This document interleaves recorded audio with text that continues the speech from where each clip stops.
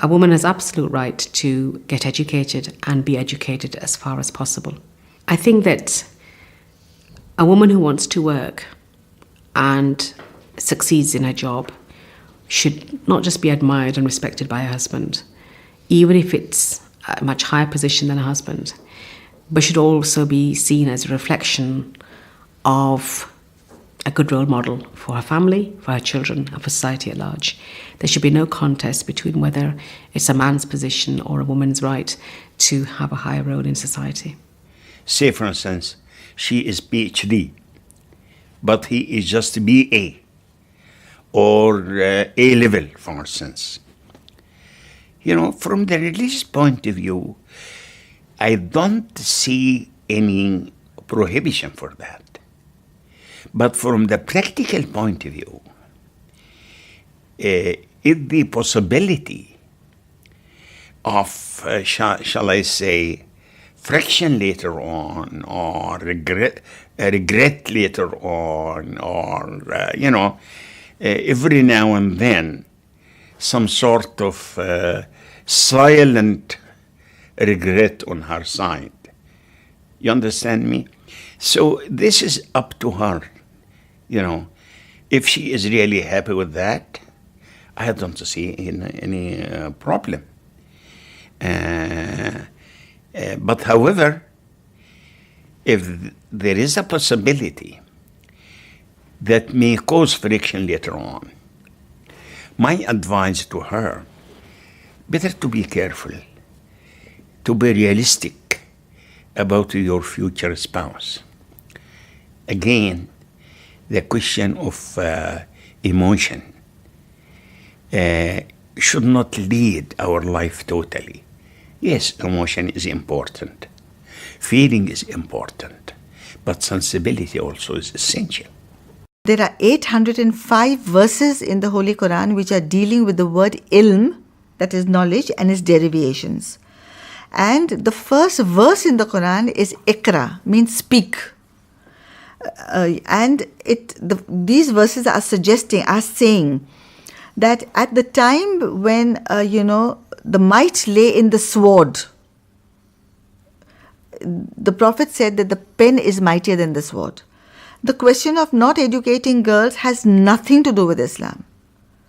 The question of women not going to school or not, there are several traditions of the Prophet which say it is a religious duty of every man and woman to seek knowledge. And I'd like you to know, in the history of Arabia, early Arabia, even during the time of the Caliphs, women did go to universities. They were encouraged to learn.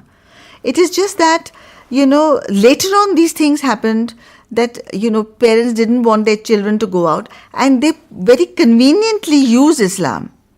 Yes. Like it is being politicized today. When politicians want to do something, they just try to manipulate and use the word of Islam, which is very, very wrong and very incorrect. So that is what has happened. Islam and the Prophet, as a matter of fact, the Prophet said, seek knowledge even if you be in China. A learned man or a woman is like a moon among the stars. A woman is allowed to work. As a matter of fact, I'll give you a series of examples of the Prophet's wives who did different kinds of work. The Prophet's wife Zainab used to dry hides. She was a social worker. The Prophet's wife Hazrat Khatija was one of the leading business ladies of her age. She was a very, very rich businesswoman, and the Prophet was in her employment. He was 15 years younger than her. And when she saw him and his honesty, she proposed marriage to him. And she was so the question of women not working does not arise. It is an honorable profession. If you say that a woman wants to be a sex worker, then no. But any kind of a profession, a teacher, a doctor, whatever she wants, or an architect, an artist, whatever she wants to do, is perfectly fine. There are some areas of Islamic law that talk about the building of the marital home and looking after the children, and where there may be conflict of interest and rights between the husband and the wife. It's one of those situations where there is absolutely really no categorical answer to yes or no as to whether a woman should need permission. The right to be educated and the right to seek knowledge is God-given to both Muslim men and women.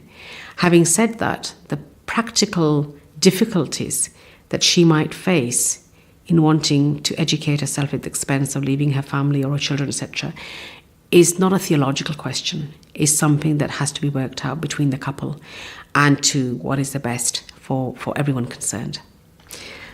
Any money that a woman brings into the marital home is her money. If she decides to share it or to give it to her husband or to put it into some common pot for both of them, that's also her right. If a husband is taking away the money that a woman is bringing into the family, that is against Islamic teaching.